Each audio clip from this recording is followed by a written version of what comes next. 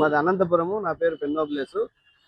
ఈరోజు ధరలు చూస్తా ఉంటే విపరీతంగా ఆకాశానికంటే అందులో భాగంగానే యుద్ధం పేరుతో చెప్పి యుద్ధం జరుగుతుందని చెప్పి దాన్ని బూసిగా చూపించి ఇవాళ పేద ప్రజల నడ్డి విరిచే భాగంగా పెట్రోల్ ఛార్జీలు పెంచుతా ఉన్నారు.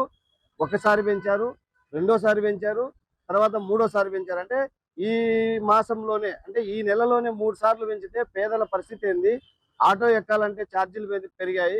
ఇవాళ ట్రాన్స్పోర్ట్ ఏదైనా కారు బాడీకి తీసుకోవాలంటే రేట్లు పెరిగాయి. ఇవాళ ట్రాన్స్పోర్ట్ భారం అయిపోతుంది, ఆటో ఛార్జీలు భారం అయిపోతున్నాయి. అందులో భాగంగా నిత్యావసర సరుకులు అయితే మరీ భారం అయిపోతున్నాయి. ట్రాన్స్పోర్ట్ మొత్తం కుప్పకూలిపోయింది ఇవాళ రేట్ల పరిస్థితి. ఈ విధంగా నడిస్తే పేద ప్రజల పరిస్థితి ఏంటి? మేము అంతా కూడా ఒకటి ఆలోచన చేస్తున్నాం. ఈ ప్రభుత్వాలన్నీ కలిసి కూడా ఎలక్షన్ల ముందు అయితేనేమో ట్యాక్స్ తగ్గిస్తామని చెప్పి హామీలు ఇస్తారు, ప్రజలకు అన్ని విధాలు ఆదుకుంటామని చెప్పి హామీలు ఇస్తారు. కానీ గద్దెనెక్కిన తర్వాత ఇవాళ ప్రజల్ని పట్టించుకునే పాపాన లేదు. మరీ ముఖ్యంగా బడుగు బలహీన వర్గాల లాంటి వాళ్ళు ఏ రకంగా కూడా ముందుకు పోవడానికి అవకాశం లేదు.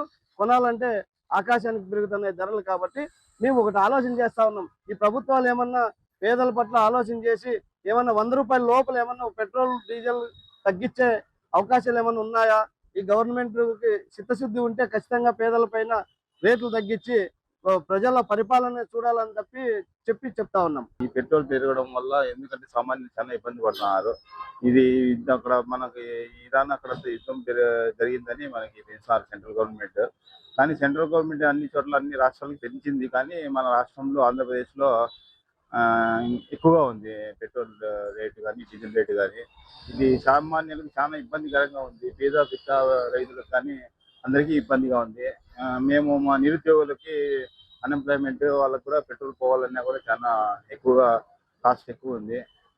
ఇచ్చే శాలరీస్ కూడా చాలా తక్కువ. కానీ పెట్రోల్ ఖర్చులు కూరగాయల రేట్లు అన్నీ పెరుగుతున్నాయి. దీనివల్ల ఇది సామాన్యులకు చాలా ఇబ్బందికరంగా ఉంది. అన్ని రాష్ట్రాల్లోనూ చాలా తక్కువగా ఉంది, కానీ మన ఏపీలో అన్ని రాష్ట్రాల కంటే ఎక్కువగా ఉంది.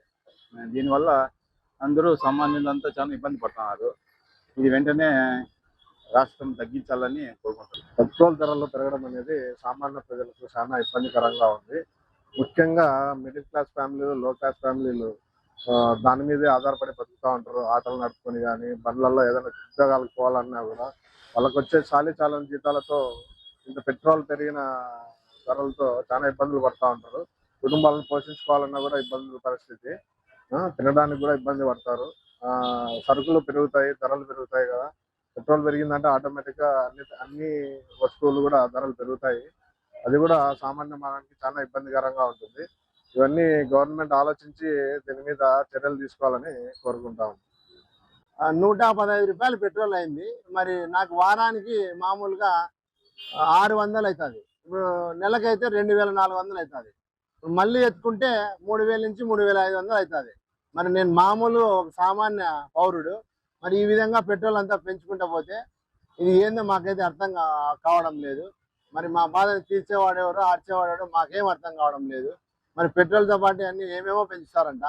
మరి మిమ్మల్ని ఓట్లు వేసినందుకు మాకు ఇది మా కర్మను మాకు ఏం అర్థం కావడం లేదు. మరి మమ్మల్ని కాపాడేవాడెవడో, మాకు దిక్కేవాడో దివానవాడో మాకు అర్థం కావడం లేదు. ఈ పెట్రోల్ ధర తగ్గిస్తే మేలని నేను ఒక సామాన్యుడిగా నా ఆవేదన. సాకేహరి, నేను అనంతపురం నగరంలోని రాప్తాడు రూరల్ మండల పరిధిలో ఒక సిమెంట్ పిల్లల ఫ్యాక్టరీ నిర్వహిస్తున్నాను. నాకు ట్రాక్టర్ ఉంటుంది, ఒక బైక్ ఉంటుంది.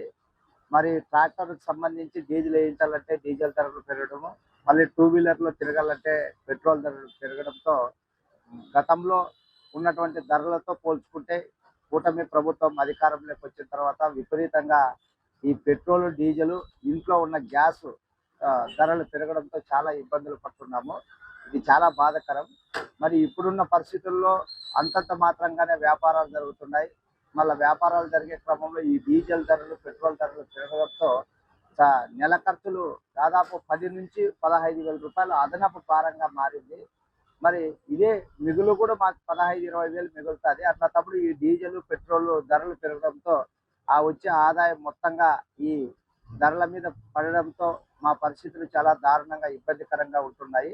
కాబట్టి కేంద్రంలో బీజేపీ కానీ రాష్ట్రంలో తెలుగుదేశం కానీ ఈ డీజిల్ పెట్రోల్ ధరలు వెంటనే తగ్గించి సామాన్యులకు భారం కాకోకుండా సామాన్యులకు ఆర్థికపరమైనటువంటి ఇబ్బందులు పడుకోకుండా చూడాలని చెప్పేసి మేము కోరుకుంటున్నాం. మరి ఇప్పటికే ఆటో కార్మికులు మొదలుకొని మళ్ళీ లారీలు, మళ్ళీ ఇతరత్ర ట్రావెల్స్ సంబంధించిన వాళ్ళు కూడా చాలా రకాల ఇబ్బందులు పడుతున్నారు. మరి సగటు మనిషికి ఈరోజు ప్రయాణించాలన్నా లేదంటే వ్యాపారం చేసుకోవాలన్నా డీజిల్, పెట్రోల్ అనేది చాలా అతి ముఖ్యంగా మారింది. మరి అట్లాంటప్పుడు వాటి మీద ధరలు వెంటనే తగ్గిస్తే బాగుంటుందనేది మా అభిప్రాయం.